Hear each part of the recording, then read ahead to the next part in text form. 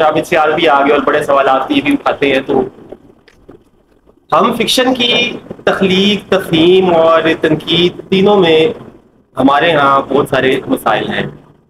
میں یہ سمجھتا ہوں فکشن کا قاری ہونے کی حیثیت سے کہ فکشن کی ایک نئی کرت افسانوی بیانیے کی، چاہے وہ افسانہ ہے یا ناول ہے یا ناولہ ہے، ان کی ایک نئی کرت ہمیں متعین کرنی چاہیے، متعین نہیں کرنی چاہیے، لیکن ان میں کچھ نئے پرسپیکٹیوز، نئے تناظرات ایسے ہونے چاہیے جو معاصر تنقید میں شاید ہمارے پاس ابھی اویلیبل نہیں ہے. اس کی وجہ یہ ہے کہ جو گزشتہ ایک صدی کے دوران جب جدید افسانہ آیا اور اس نے جو کروٹیں بدلی ہیں، ہمیں ایک نفسیاتی افسانہ ملتا ہے، پھر وجودی افسانہ ملتا ہے، پھر پلاٹ کے اندر بہت ساری تبدیلیاں آئیں افسانے میں بھی اور ناول میں بھی.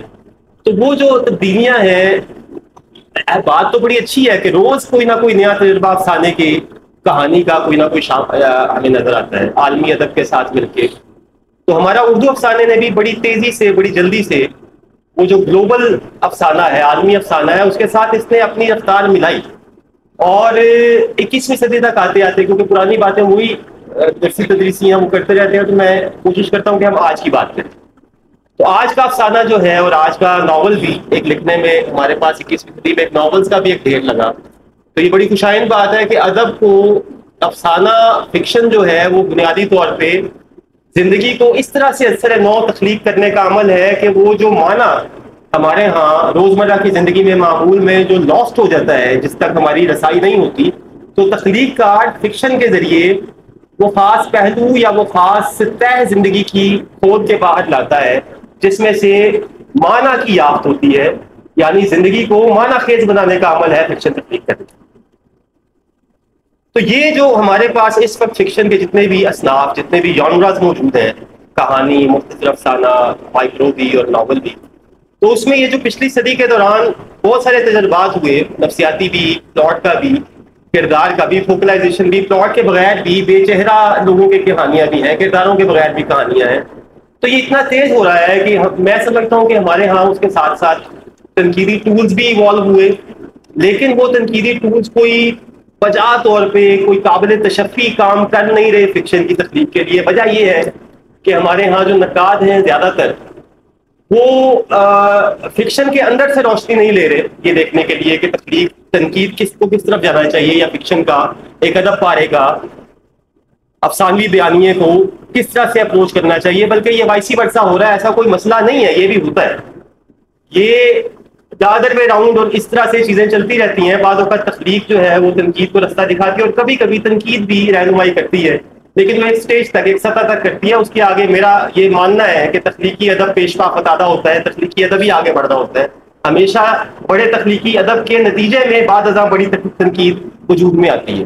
تو یہ جو لسانی دبستان ہمارے پاس ہے تنقید کا، اور لسانی دبستان کے اندر بہت سارے دبستان موجود ہیں. ہمارے پاس افسانے میں، فکشن میں اس وقت جو بات اب کرنے والی ہے فائنلی، میرا خیال ہے میں اسی نقطے پہ چھوڑ کے سر کی طرف جاؤں گا، وہ یہ ہے کہ فی زمانہ اردو میں بھی اور عالمی ادبیات عالم میں بھی اس دوران جو تراجم ہوئے ہیں ادبیات عالم سے اردو میں، اردو زبان میں بہت زیادہ ہوئے ہیں، اور انہوں نے بھی اردو فکشن کے مزاج کو بہت تبدیل کی. تو ہمارے پاس ایک نہیں کئی اسالیب کا افسانہ موجود ہے اور متنوع ہے، اور اس میں کامیابی کے ساتھ، بہت کامیابی کے ساتھ جو پچھلے تجربات ہوئے ان سب میں سے ارگ کشید کر کے نئے افسانے کا اور نئے ناول کا حصہ بنایا گیا، جس میں وجودی افسانہ بھی ہے، جس میں نفسیاتی بھی ہے، جس میں معاشرتی اور معاشی بھی ہے. حقیقت نگاری کو ہم نے بہت سارے نئے شیڈز دیے، پلاٹ کو توڑ پھوڑ کے اس کے اندر سے کہانیاں برآمد کی، اور انڈر اسٹیٹمنٹ میں باتیں کہی جا رہی ہیں، اور یہ بڑی اچھی بات ہے.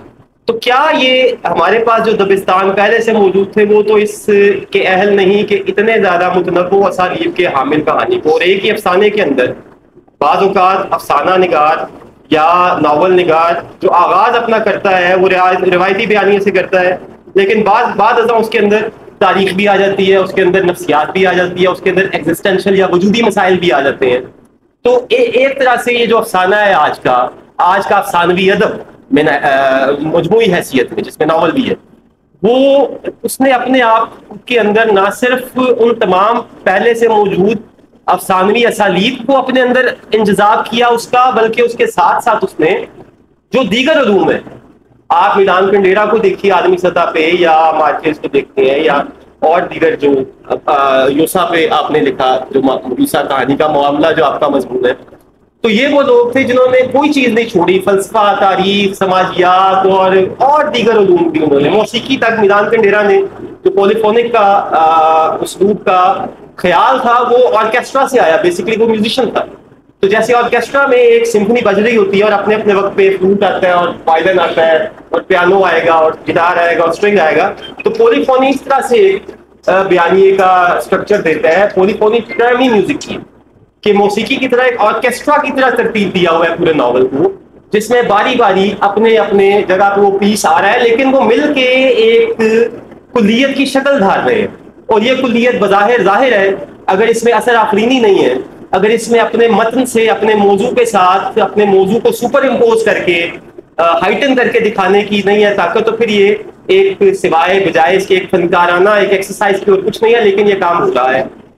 تو یہ معاملات ہیں کہ ہمارے پاس اب 20ویں صدی میں اگر یہ بات اس کا ذکر نہ کیا جائے تو بڑی زیادتی ہوگی، اور ہمارے یہاں اس کا ذکر کیے بغیر ہی ہم آگے گزر جاتے ہیں. وہ ہے میڈیم ماڈرن ڈرامہ اور فلم کا. اول تو فلموں اور ڈراموں نے فکشن کی کاپی کی، لیکن بعد ازاں ہالی ووڈ نے اور پوری دنیا میں ایسی ایسی فلمیں بنی، ایران میں بھی، جن کی کاپی پھر فکشن نگار کو کرنا پڑی. فلم ایسے طاقتور میڈیا کے طور پہ سامنے آیا، سنیمیٹوگرافی ایسے طاقتور میڈیا کے طور پہ سامنے آئی جس نے کہانی کا داخلی سٹرکچر بدل دیا، بدلنا پڑا. ایسی ایسی فلمیں ہیں جن کے اوپر میں اردو میں بھی میں نے ناول پڑھے ہیں. مثلا ہمارے دوست سید کاشف رضا کا ناول جو ہے چار درویش اور ایک کچھوا والا، اس میں انہوں نے 2 فلموں کے پلاٹ کو کمبائن کیا، ایک ہے دی ونٹیج پوائنٹ اور ایک ہے پلپ فکشن. اس میں الگ الگ کہانیاں ہیں اور ان کہانیوں کے کردار کہیں انٹرسیکٹ کرتے ہیں. دیکھیے اس موضوع پہ جو فنی اور علمی گفتگو کرنی تھی وہ تو فیاض منیر نے کر دی. میں اردو والا کہہ رہا ہوں. میں آپ لوگوں کے ساتھ کچھ اپنے ذاتی خیالات اور احساسات شیئر کروں گا. دیکھیے میں پہلی بار راولپنڈی اسلام آباد میں آیا تھا 1989 میں، جون 1989. جب اس شہر میں مجھے 1 2 3 لوگ جانتے ہوں گے زیادہ سے زیادہ، اور وہ بھی میری چند تحریروں کی وجہ سے جو ادبی رسائل میں چھپ چکی تھی، اور وہ میرا آغاز تھا سروس کا. پھر میں نے اگلے 10 12 سال اسی شہر میں گزارے، اور دسمبر 2000 میں واپس لاہور چلا گیا. لیکن یہاں دوستوں کے ساتھ جو محبت بھرا تعلق بنا وہ آج بھی قائم ہے، اور بلکہ اس میں اضافہ ہی ہوا ہے.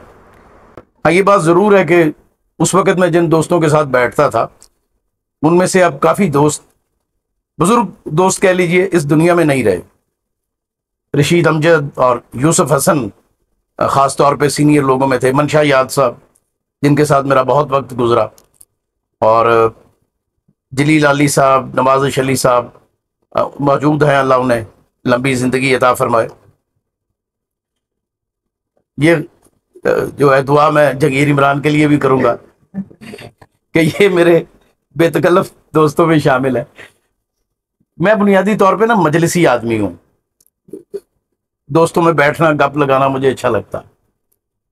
تو یہاں ریالٹو چوک میں شمع ریسٹورانٹ اور ذیشان کیفے وہ بنیادی طور پہ ہمارا بیٹھنے کا ٹھیا ہوتے تھے. اور کوئی، میں عام طور پہ ویکینڈ پہ لاہور چلا جاتا تھا، لیکن باقی 5 دن یہ طے تھا کہ میں نے وہاں آنا ہے اور باقی دوستوں نے بھی آنا ہے اور ہم نے گپ لگانی ہے. اچھا مجھے لگتا ہے کہ ادب میں یہ جو انفارمل طریقہ ہے، اس سے بہتر طریقہ سکھانے کا کوئی نہیں ہے. کلاس روم ٹیچنگ ادب نہیں سکھاتی. وہ ہم جو دوست ادب کی ٹیچنگ سے وابستہ ہیں وہ مجھ سے زیادہ بہتر اس بات کو انڈرسٹینڈ کرتے ہیں کہ وہ ہم بچوں کو سکھاتے ہیں امتحان کیسے پاس کرنا ہے، نمبر کیسے لینے ہیں. لیکن یہ جو شام کو ہماری بحثیں ہوتی تھی اور بڑی لمبی لمبی بحثیں ہوتی تھی، اور اس میں داؤد رضوان ہوتا تھا، وہ اب اللہ کے پاس چلا گیا، سعید احمد تھے، عمران جہانگیر تھا، اختر عثمان تھا، روش ندیم، صلاح الدین درویش، پھر وہ ہمارے دوست عابد سیال آئے، کامران کاظمی، اور بھی کافی نام ہیں جو اس وقت، انوار فطرت، جن کے ساتھ تقریباً آپ سمجھیں گے ریگولر بات چلتی تھی، مباحثہ ہوتا تھا. اور سچی بات یہ ہے کہ میں اس بات کو اکنالج کرتا ہوں کہ میرے وہ جو 10 سال تھے جو میں نے یہاں 11 سال راولپنڈی اسلام آباد میں گزارے، انہوں نے میری فارمیشن کی ہے. اور مجھے یہاں بیٹھ کے، میں اکیلا چونکہ رہتا تھا، آخری 2-3 سال میری فیملی آئی تھی، اس میں مجھے یہ سہولت تھی کہ میں اپنی مرضی سے سو سکتا تھا، جاگ سکتا تھا، پڑھ سکتا تھا، آوارہ گردی کر سکتا تھا، جو میں نے بہت کی یہاں. تو اس میں چیزوں کو مجھے انڈرسٹینڈ کرنے کا موقع ملا. پھر میں 2 سالوں کے لیے حلقے کا سیکٹری بھی رہا. 1 سال آدھا میں درمیان میں چھوڑ کے بھاگ گیا. عابد سیال میرے ساتھ جوائنٹ سیکٹری تھا، اس نے پھر باقی وہ ٹرن اور مکمل کیا. تو اس میں مجھے جو تنقید ہمارے ہاں لکھی جا رہی ہے، میں خود بھی لکھتا ہوں، بلکہ آپ کہہ لیجئے کہ اب مجھے احساس ہوتا ہے کہ شاید میں نے تنقید کو زیادہ وقت دیا ہے، اپنے فکشن کو اتنا وقت نہیں دیا. مجھے ایک بات نظر آتی ہے کہ ہمارے ہاں جو تنقید لکھی جا رہی ہے، اس کا ایک بہت بڑا پرابلم یہ ہے کہ وہ ایبسٹریکٹ فارم میں زیادہ لکھی جاتی ہے اور کنکریٹ بات نہیں کی جاتی. تخلیق ایبسٹریکٹ ہو سکتی ہے، تنقید ایبسٹریکٹ نہیں ہو سکتی. تنقید کو تو 2+2 4 ہونا پڑے گا. تخلیق میں آپ 2+2 8 بھی کریں گے تو چلے گا. مثلا پچھلے دنوں فیس بک پہ بھی ایک بحث چل رہی تھی کہ جی کیا ناول کہانی کے بغیر لکھا جا سکتا؟ اب میں نے ویسے ہی چلتے چلتے پوچھا کہ یار یہ کہانی کیا ہوتی ہے، تو اب اس کا کوئی جواب نہیں آیا. تو جس چیز کے بغیر ہم کہہ رہے ہیں کہ ناول لکھا نہیں جا رہا، اگر ہمیں یہی پتہ نہیں کہ وہ چیز ہے کیا، تو اگلا ہمارا کلیم تو بے معنی ہو جاتا. اچھا، مجھے کبھی کبھی دل کرتا تھا، اب زیادہ دل کرتا ہے کہ فنی پہلوؤں پہ زیادہ لکھا جائے. میں نے ایک چھوٹا سا مضمون لکھا تھا جو میری کتاب میں بھی شامل ہے، ناول کی ناولیت. اور اس میں میں نے کوشش کی تھی کہ یہ سمجھا جائے کہ آخر ناول دوسری اصناف سے مختلف کیسے ہے. افسانے کے ساتھ اس کی بہت چیزیں مشترک ہیں، تو کیا صرف طوالت ناول بنا دیتی ہے افسانے کو؟ اچھا، اگر طوالت بنا دیتی ہے تو کتنی؟ اب اگر دنیا میں ایک سطح پہ ایک طرف 1000-1200 صفحات کے ناول ہیں، تو دوسری طرف اتنے ہی عظیم ناول 100 صفحات کے بھی ہیں. کرامازوف برادران بہت بڑا ہوگا، وار اینڈ پیس بہت بڑا ہوگا، لیکن اولڈ مین اینڈ سی کو تو آپ نظر انداز نہیں کر سکتے. ٹھیک ہے، میٹامورفوسس تو میرا خیال ہے افسانہ ہے. اچھا، اب یہ ہے کہ طوالت میں کہاں آپ کہو گے کہ جی یہاں افسانہ اگر 11 صفحے لکھ لی ہیں تو افسانہ ہو گیا ہے، اور اگر 12واں صفحہ لکھو گے تو ناول بن جائے گا. تو اس کا تو کوئی جواب نہیں ملتا. اب کہانی کا ٹھیک ہے، میں ویسے ایک سطح پہ اس سے اتفاق کرتا ہوں کہ فکشن کی بنیاد کہانی ہے، لیکن یہ کہانی کیا ہے؟ تو میں نے جب اس سے سوچا تو مجھے ایک چیز سمجھ آئی کہ کہانی کے 3 بنیادی عنصر ہیں. اور پھر میں نے یہ ایک آرٹیکل لکھا بھی ہے، وہ چھپ تو گیا ہے لیکن ابھی میری کسی کتاب میں شامل نہیں ہے. وہ تھا ناول اور افسانے کے فنی اور تکنیکی مباحث. تو اس میں نے کچھ کوشش کی کہ چیزوں کو واضح کروں کہ اب کیسے آپ کہو گے کہ ہم کہتے ہیں جی کہانی افسانے سے چلی گئی تھی اور پھر واپس آ گئی ہے، تو وہ کیا چیز تھی جو چلی گئی تھی اور واپس آ گئی ہے؟ تو مجھے لگتا ہے کہ 3 چیزیں، 3 بنیادی جز ہیں کہانی کے. ایک ایونٹ ہے، ایک کردار ہے، اور ایک تاثر ہے.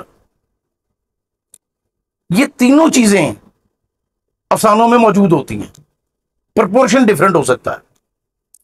منٹو کا اگر آپ ٹوبرٹ ایک سنگھ لوگے تو وہ ایک کردار پہ لکھا گیا افسانہ ہے، لیکن اگر آپ اس کا افسانہ نعرہ لوگے تو وہ واقعات پہ ہے، یا وہ جو ہے نیا قانون وہ واقعات پہ ہے. اور موم بتی کے آنسو جو اس کا ہے وہ ایک تاثر ہے.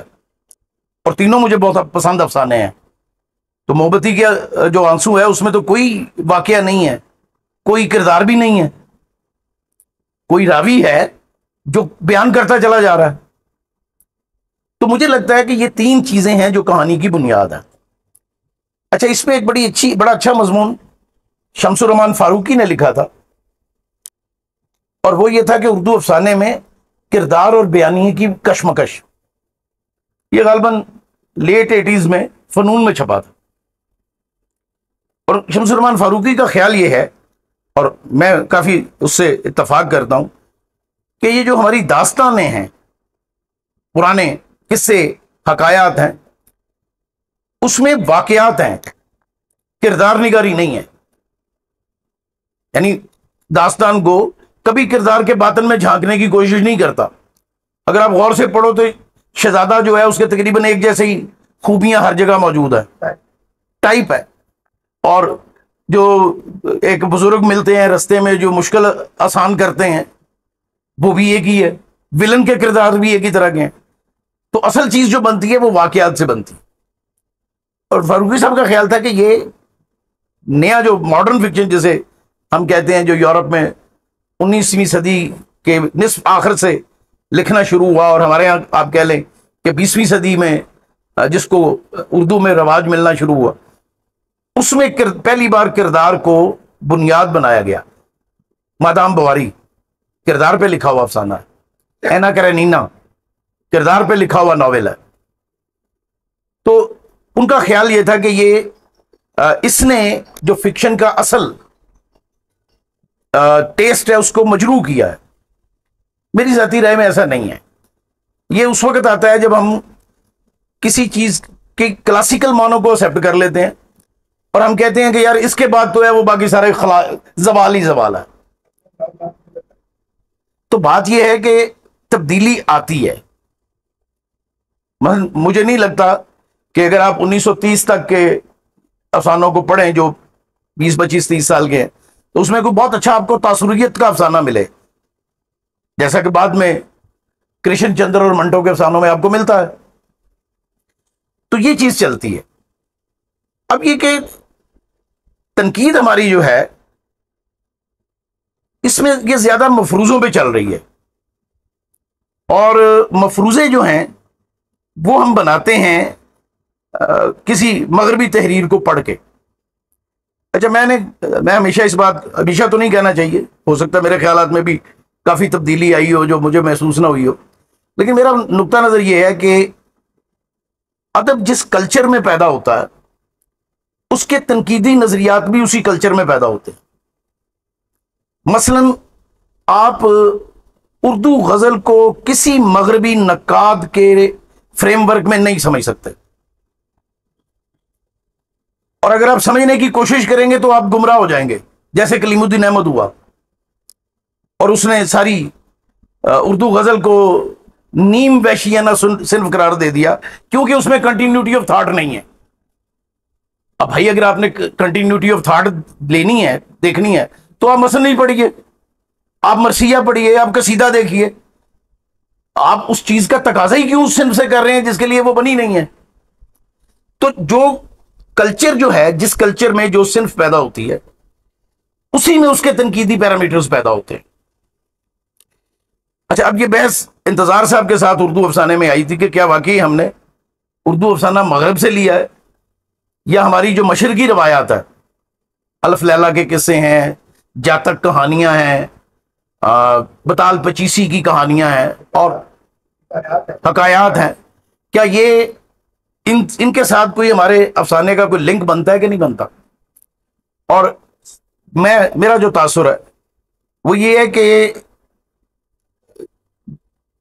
1950 تک کا جو افسانہ ہے، اگر آپ اس کو غور سے پڑھیں تو ہمیں لگتا ہے کہ اس کے ساتھ کوئی تعلق نہیں ہے ان چیزوں کا، کیونکہ ہم شعوری طور پر ان سانچوں کی پیروی کر رہے تھے جو مغرب سے آ رہے تھے. 1950 کے بعد لوگوں کے اندر ایک تبدیلی آئی، اور یہ ان لوگوں میں بھی آئی جو پہلے سے لکھ رہے تھے، اور انہوں نے جیسے عزیز احمد ہے، ہم ان کا ذکر کم کرتے ہیں، لیکن انہوں نے اپنے تاریخی جو سوتے ہیں ان کے ساتھ جوڑا اپنے فکشن کو. انتظار حسین نے تو خیر افسانے کی تعریف ہی بدل دی نا، یعنی وہ سارا مواد جو انتظار حسین کے ساتھ افسانے کا لازمہ بنا وہ اس سے پہلے افسانے کا حصہ نہیں تھا. تو یہ اور یہ ظاہر ہے یہ سفر رکتا نہیں ہے. ہر بڑا تخلیق کار جو ہوتا ہے وہ اپنے طور پر ایک ایسا اضافہ کرتا ہے جو پہلے سے موجود نہیں ہوتا, اس لیے وہ بڑا تخلیق کار ہوتا ہے. اور وہ اس میں کہا جاتا ہے کہ ہر بڑا تخلیق کار جو ہے وہ اپنے تنقیدی پیرامیٹر بھی اپنے ساتھ لے کے آتا ہے. آپ اس کو پرانے پیرامیٹر سے نہیں سمجھ سکتے. تو اس کے بعد بھی افسانہ لکھا گیا. انور سجاد نے اپنے طور پر کچھ چیزوں کو بدلنے کی کوشش کی. اس کے بعد پھر لوگ جو ہے لوگ خالدہ حسین ہے, منشا یاد ہے, رشید امجد ہے, احمد داؤد اور بہت سے نام ہیں. بھارت میں بھی ہیں بلراج مینرا, سریندر پرکاش اور ان کے بعد کے لوگ. یہ پھر اس کے آگے پھر یہ ہماری جنریشن شامل آ جاتی ہے جس میں جنہوں نے 1980 کے بعد لکھنے کا آغاز کیا. ان میں کچھ لوگ آ جاتے ہیں. اس حوالے سے میں نے ایک مضمون لکھا تھا جس میں میرا موقف یہ تھا کہ 1980 کے بعد جو لکھنے والے آئے ہیں انہوں نے کسی ایک پیٹرن کو فالو کرنے کی بجائے, وہ افسانے کی ساخت کا ہو یا مواد کا ہو, مختلف سانچوں کو اپنانے کی اور برتنے کی کوشش کی ہے اور ایک تنوع اور امتزاج پیدا کیا ہے اردو افسانے میں جو اس سے پہلے دکھائی نہیں دیتا. مثلا اس سے پہلے ہمیں ہر افسانہ نگار اپنی طرح ایک ہی ڈگر پہ چلتا ہوا نظر آتا ہے اور اس کے افسانے کو پڑھ کے سمجھ آ جاتی ہے کہ اچھا اس کا اگلا جملہ کیا ہوگا. تو یہ ایک آئی. اچھا ہمارے ہاں خلط مبس پیدا ہوا اور اس کا ذمہ دار آج کل کسی اور کو سمجھا جاتا ہے, لیکن وہ اصل میں گوپی چند نارنگ ہے. گوپی چند نارنگ سے پہلے بھی مضامین موجود تھے جو ساختیات, پس ساختیات اور اس طرح کے مباحث کی بات کرتے تھے, جیسے ڈاکٹر وزیر آغا کی جو کتاب ہے اس میں موجود تھے. لیکن گوپی چند نارنگ کی کتاب نے جو انہوں نے ساختیات, پس ساختیات اور مشرقی شعریات کے نام سے لکھی, اس نے ان مباحث کا آغاز کیا اور اس کے بعد پھر انہوں نے مابعد جدیدیت پہ بھی لکھا. اچھا اب سوال یہ ہے کہ کیا یہ تنقیدی مباحث ادبی متن سے پیدا ہوئے تھے؟ اور اگر نہیں تو چلو کوئی مسئلہ نہیں ہے, ہم بین العلومی جو تصورات ہیں ان کو بھی ادب پہ اپلائی کرتے ہیں. خود میرا بھی ایکڈیمک ڈسپلن ادب نہیں ہے, نفسیات ہے. اور میں نے قرۃ العین حیدر کی تحریروں پر جب میں ابھی اپنا MSc نفسیات کر رہا تھا, سائیکالوجی کے کنسیپٹ کو اپلائی کیا تھا تشخص کی تلاش کے عنوان سے. تو یہ کام ہوتا ہے, اس میں کوئی حرج تو نہیں ہے. موضوعاتی مطالعات بھی کیے جاتے ہیں, لسانی مطالعات بھی کیے جاتے ہیں. لیکن ابھی فیاض نے جو ایک بات کی کہ فکشن جو ہے بنیادی طور پہ لسانیاتی ساخت کریٹ کرنا ہے, اگر یہ بات ہے تو پھر تو لسانی مباحث کی بنیاد پر ہی فکشن کے اچھے اور برے ہونے کا فیصلہ ہوگا. تو کیا لسانی مباحث فن پارے کے فنی قدر کا تعین کرتے ہیں؟ اب ہمارے وہ دوست بھی جو پچھلے 20 سال تک یہ ایڈوکیسی کر رہے تھے کہ قدر تو کوئی چیز ہوتی نہیں ہے اور ادب میں تو قدر ہوتی نہیں ہے, وہ تو ایسے ہی خلا میں تحریر کیا جاتا ہے, اب وہ بھی اس بات کو آپ ماننے کی کوشش کر رہے ہیں کہ جی میں تو مانتا ہوں کہ ادب میں قدر ہوتی ہے. تو ادب کی قدر جو ہے وہ بنیادی طور پہ جمالیاتی اصولوں سے مرتب ہوتی ہے. ایک فن پارہ پہلے آپ کو جمالیاتی سطح پہ متاثر کرتا یا اسے کرنا چاہیے, اور افسانے فن پارے میں جو کچھ کہا گیا ہے وہ ثانوی حیثیت رکھتا ہے. اگر یہ بات نہ ہو تو اخبار کی خبر اور افسانے میں کوئی فرق نہیں ہوگا. کالم لکھے جاتے ہیں, افسانے لکھے جاتے ہیں, آپ ایک چیز کو کالم کیوں کہتے ہیں, دوسرے کو افسانہ کیوں کہتے ہیں؟ اس کا مطلب ہے کہ کوئی فنی معیارات ہمارے ذہن میں ہیں جس کی بنیاد پر ہم کالم یا خبر کو افسانہ نہیں مانتے. ہاں یہ ٹھیک ہے کہ خبر پر افسانہ بنایا جا سکتا ہے, خبر کو افسانہ بنایا جا سکتا ہے, کالم کہانی کے انداز میں لکھا جا سکتا ہے, لیکن وہ رہے گا کالم کا کالم ہی. تو یہ جو جمالیاتی قدر ہے اس کا فیصلہ نہ موضوع کرتا ہے نہ صرف لسانیات کرتی. اس کا فیصلہ وہ جمالیاتی اور فنی عناصر کرتے ہیں جو کسی تحریر کا لازمہ ہوتے ہیں. بس میں آپ کو اس کی وضاحت کرتا ہوں اپنی بات کی. ہمارے ابو الفضل صدیقی ایک بڑے زبردست لسانی تحریر لکھنے والے افسانہ نگار ہیں. آپ ان کی زبان پڑھیں تو ایسے لگے گا کہ اس سے بہتر زبان لکھی نہیں جا سکتی افسانے میں. لیکن کتنے لوگ ہیں جو ان کو پڑھتے ہیں اور جن کو جانتے ہیں کہ وہ بطور افسانہ نگار ایگزسٹ کرتے ہیں. اور جن لوگوں پر اعتراض کیا جاتا تھا کہ نہیں یار ان کی زبان اچھی نہیں ہے، ان کو آج ہم بڑے فکشن نگار کے طور پہ مانتے ہیں. بیدی، منٹو، چونکہ یہ پنجاب سے تعلق رکھتے تھے تو اہل زبان جو تھے وہ ان کی زبان کو کہتے تھے کہ نہیں یہ ٹھیک نہیں ہے، یہ رگڑ پڑتی ہے اور بہت سافٹ اور ملائم نہیں ہے. اچھا دیکھو، عام طور پہ یہ تصور کیا جاتا ہے کہ شاعر زبان بناتے ہیں. میرا ذاتی خیال یہ ہے کہ ہر تخلیق کار زبان بناتا ہے، کیونکہ جو نیا تخلیقی تجربہ ہے اس کو بیان کرتے ہوئے آپ کو پرانا سٹرکچر توڑنا پڑتا ہے. لیکن بات صرف توڑنے تک نہیں رہنی چاہیے، بات کنسٹرکشن تک جانی چاہیے. تو وہ لوگ جنہوں نے اپنا سٹرکچر ڈیولپ کر لیا جملے کا، وہ ان کو ہم صاحب اسلوب کہتے ہیں. میں سعادت حسن منٹو کو پڑھتے ہوئے اس کے نام پر چھپنے والی بعض تحریریں جب میری نظر سے گزری تو میرا پہلا تاثر تھا یہ منٹو کی نہیں ہے، کیونکہ جملے کی ساخت وہ نہیں تھی جو منٹو جس طرح کا جملہ لکھتا ہے.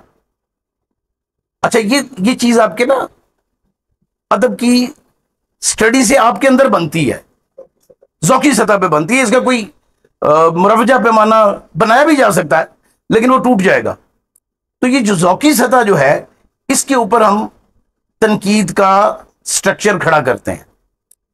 تنقید کے معروضی پیمانے ہوتے ہیں، لیکن بعض حلقے جو تنقید میں بہت زیادہ معروضیت کی بات کرتے ہیں، میرا خیال ہے وہ درست نہیں ہے. کیونکہ جو بھی پڑھنے والا ہے، چاہے وہ عام قاری ہے یا وہ نقاد ہے، وہ اس کا ایک بیک گراؤنڈ ہوگا، اس نے کچھ مطالعہ کیا ہوگا، اس کے کچھ رویے بنے ہوں گے، اس کے ذہن میں کچھ سوالوں کا جواب آیا ہوگا. وہ ان سب کی روشنی میں ادب پڑھے گا اور ادب پہ تنقید لکھے گا.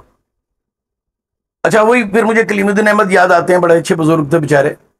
انہوں نے سب سے زیادہ جن لوگوں نے زور دیا نیو کرٹیسزم کے انفلوئنس میں آ کے، وہ کلیم الدین احمد تھے. وہ کہتے تھے جی کہ تنقید میں 100% معروضیت ہونی چاہیے. عملی صورت کیا تھی کہ موصوف نے ساری اردو شاعری کو ریجیکٹ کر دیا اور درمیان میں سے اپنے والد صاحب کو عظیم شاعر کے طور پر نکالا. آج ہم میں سے کوئی نام جانتا ہے ان کا؟ تو معروضیت کیا تھی؟ یعنی ان کو میر پسند نہیں آیا، غالب پسند نہیں آیا، معروضیت کے پیمانے پہ ان کے والد صاحب پورے اترے جو عظمت انہیں. ٹھیک ہے، بیٹے کے طور پہ باپ کے بارے میں جو بھی کنسٹرکشن کی جائے اس پہ اعتراض نہیں کرنا چاہیے، لیکن اس کا مطلب ہے کہ پھر معروضیت تو نہیں تھی نا، آپ کی سبجیکٹیوٹی تھی. تو تنقید میں آپ کبھی بھی سبجیکٹیوٹی سے پیچھا نہیں چھڑا سکتے، چاہے آپ کتنا بھی اپنے آپ کو معروضی یا آبجیکٹو بنانے کی کوشش کریں. تنقید بنیادی طور پر نقاد کے تعصبات کا اظہار ہوتا ہے. اب تعصب کو ہمارے ہاں منفی معنوں میں لیا جاتا ہے. تعصب صرف منفی نہیں ہوتا. عصبیت کو ابن خلدون نے گروپ فارمیشن کی بنیاد قرار دیا تھا. تو میں جن چیزوں کو پسند کرتا ہوں وہ میرا تعصب ہے، میں جن چیزوں کو پسند نہیں کرتا وہ بھی میرا تعصب ہے. تو نقاد جو ہے وہ جو بھی کر لے، وہ اپنے اس ذہنی ساخت سے یا ذوقی ساخت سے باہر نہیں آ سکتا جو اس کی بنی ہے. ہاں ٹھیک ہے، اوور دا ٹائم وہ تبدیل ہوگی، اس میں نئی ڈائمینشنز پیدا ہوں گی، اس میں بعض چیزیں نکل جائیں گی. تو ابھی یہ تو تنقید کے حوالے سے تھا. جو فکشن ہے جب میں پڑھتا ہوں، اور کوشش میں کرتا ہوں کہ معاصر اردو فکشن بھی پڑھوں اور تھوڑا بہت جو عالمی سطح پہ لکھا جا رہا ہے وہ فکشن بھی پڑھوں، تو مجھے ایسا لگتا ہے کہ اس کا کوئی اصول نہیں ہے کہ کون سی تحریر جو ہے وہ عظیم ہو جائے گی. مثلا اگر میں مارکیز کو پڑھ کے، تو میں نے تھوڑا بہت دیکھا بھی ہے ان پہ، کوئی اصول بناؤں تو میں کنڈیرا کو ان پر نہیں پرکھ سکتا، اور کنڈیرا کو میں اگر معیار بناؤں تو مارکیز کو نہیں پرکھ سکتا. تو بڑی تخلیق جو ہے اس کے لیے ہمیشہ سے آپ کو الگ سے سوچنا پڑتا ہے، دریافت کرنا پڑتا ہے. اچھا، ہمارے ہاں مجھے ایسے لگتا ہے کہ ہمارے جو بنیادی باتیں ہم کچھ طے کر لیتے ہیں پہلے سے، اور خیال کی بنیاد پہ طے کرتے ہیں، فن کی بنیاد پہ نہیں کرتے. اس کی بنیاد پہ ہم فن پارے کو ریجیکٹ کرتے ہیں. مثلا راجہ گدھ کے حوالے سے بانو قدسیہ پر بہت اعتراضات کیے جاتے ہیں کہ جی اس نے کیا غیر سائنسی بات کر دی ہے کہ جی وہ حرام جو ہے وہ نسلوں میں سفر کرتا. اچھا، پہلی بات تو یہ ہے کہ ادب اور خاص طور پہ فکشن سچ نہیں ہوتا، امکانی سچ ہوتا ہے، ٹھیک ہے. اور ناول سائنس کی کتاب نہیں ہوتی. ناول نگار کا ذاتی تجربہ ہوتا ہے، پرسیپشنز ہوتی ہے. ابھی میں پچھلے دنوں ایک جاپانی ناول نگار ہے موراکامی، اس کے 2-3 ناول مجھے پڑھنے کا اتفاق ہوا اور اسے نوبل پرائز مل چکا ہے. اس کا ایک ناول ہے کافکا آن دی شور. اس کا جو مرکزی کردار ہے وہ کہتا ہے کہ میں ایک بددعا کے اثر میں ہوں، اور یہ بددعا میرے جینز میں مجھ تک منتقل ہوئی ہے. اسے نوبل پرائز لینے سے یہ غیر سائنسی بات نہیں روک سکی، ٹھیک ہے، اس لیے کہ وہ جینیٹکس کے اوپر کتاب نہیں لکھ رہا تھا، وہ ایک امکانی بات کر رہا تھا. تو ہم لوگ، اگر کوئی آدمی ہمارے خیال کے نزدیک ہے تو ہم اس کے فنی معاملات کو بھی نظر انداز کر کے اس کی تعریف شروع کر دیتے ہیں. تو خیال کی بنیاد پہ میری ذاتی رائے میں فن پارے کی قدر کا تعین نہیں ہو سکتا. اچھا، ایک ایسے ہی چلتے چلتے فیس بک میں بھی کافی اب یوز کرنے لگا ہوں ریٹائرمنٹ کے بعد. ایک آدمی نے ایک پوسٹ لگائی ہوئی تھی خلیل الرحمان قمر کے بارے میں. اس کی پوسٹ ہے بیٹی اور بیوی کے ساتھ، تصویر ہے وہ لگی. نیچے اس نے لکھا ہوا تھا کہ یہ جملہ کہنے والا، 2 کی عورت کہنے والا جو ہے، یہ اس کا ان عورتوں کے بارے میں کیا خیال ہے. اچھا، بات یہ ہے کہ آپ سمجھتے ہو کہ ڈرامے میں ڈرامہ نگار جو کچھ لکھتا ہے وہ اس کے ذاتی خیالات ہوتے ہیں. اب مجھے یاد آتا ہے کہ احمد ندیم قاسمی کا ایک افسانہ تھا سفارش. وہ ایک کردار پہ تھا جو اس کا امیج ہے کہ وہ بڑا باس رسوخ آدمی ہے، اور ایک آدمی اس کے پاس آ رہا ہے، اسے کہیں فیور چاہیے ہاسپٹل میں، اور اس سے وعدہ کرتا ہے کہ جی میں کہہ دوں گا، لیکن کہتا نہیں ہے. تو ایک دن وہ فیقہ کوچوان، ایک دن وہ آتا ہے اور کہتا ہے کہ جی میں آپ کا بڑا شکر گزار ہوں، آپ نے سفارش کی تھی، میرا کام ہو گیا. اچھا، اب اس پہ بعض بچے جن اساتذہ نے کلاس میں بتایا ہوگا، ظاہر ہے انہوں نے کہا دیکھیں جی افسانہ نگار کتنا غلط آدمی ہے کہ اس نے سفارش کی نہیں، لیکن اس کو بتایا کہ اس نے سفارش کی ہے. او بھائی، وہ افسانہ نگار نے نہیں بتایا، وہ کردار بتا رہا ہے. وہ خلیل الرحمان قمر کی ذاتی رائے نہیں ہے، وہ اس کردار کے جملہ ہے جو اس ڈرامے میں پیش کر رہا ہے. آپ اس کی بنیاد پہ اس کے خاندان پہ تنقید نہیں کر سکتے. اگر اس طرح کریں گے تو پھر تو سارے ہی فکشن نگار جو ہیں وہ ان کے ان سے جملے نکالے جا سکتے ہیں، وہ بہت کچھ رد ہو جائے گا. تو اب مسئلہ یہ ہے کہ ہمیں فکشن کو فکشن سمجھ کر پڑھنے کی عادت ڈالنی چاہیے. ہو سکتا ہے فکشن میں بعض جگہ مجھے پڑھتے ہوئے ایسی چیزیں پڑھنے کو ملی جو میرے تصورات کے بالکل الٹ ہے. شہروں کے ساتھ بھی ہوا، وضاحتیں کرنی پڑی. تو بنیادی طور پہ مجھے لگتا ہے کہ ہمیں ادب کو ادب سمجھ کر پڑھنے کی عادت ڈالنی چاہیے. اور ادب سچ نہیں ہوتا، امکانی سچ ہوتا ہے. سچ تو یہ ہے کہ آپ لوگ، ہم 10 15 20 لوگ یہاں بیٹھے ہوئے ہیں تو اس میں کیا ہے، لیکن کوئی اور ہو سکتا ہے وہ اس کمرے میں باہر سے کھڑا ہو اور اسے ایک ایسی چیز نظر آئے جو ہمیں نظر نہیں آ رہی. وہ جو لکھے گا وہ ادب ہوگا. یہاں یہ جو لکھے گا یہ رپوتاز ہو سکتی ہے, روداد ہو سکتی ہے. تو فکشن بھی چاہے وہ ناول کی شکل میں ہے یا افسانے کی شکل میں ہے, اس کو ہمیں تھیوریز سے سمجھنے کی بجائے فکشن کے متن سے سمجھنے کی کوشش کرنی چاہیے. اچھا, میری خوش قسمتی کہہ لیں یا بد قسمتی کہہ لیں, میرا تعلق سوشل سائنسز سے ہے, اور میں پچھلے 20 سالوں سے 25 سال بلکہ ہو گئے اب research, method, theory construction, theory validation پڑھاتا بھی ہوں اور بچوں کو اس پہ ریسرچ بھی کراتا ہوں.